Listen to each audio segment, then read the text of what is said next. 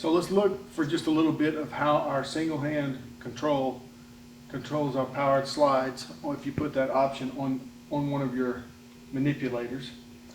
Basically, this button here is connected to this wire right here that connects to your wire feeder, and that starts and stops the arc. Here is the control for the powered slides. There's a 5-way switch here, left, right, up, and down, and the center button is actually a rapid button. So we have a 2-stage speed. The slow speed when you're welding, so you have really good control, and then a little bit of positional speed increase there for just time savings. So let's demo how that works. So we'll go left, it goes really slow. Now whenever you hit the center button, it speeds up. So it goes slow. I'll go back to the right, going really slow, and then you can speed it up.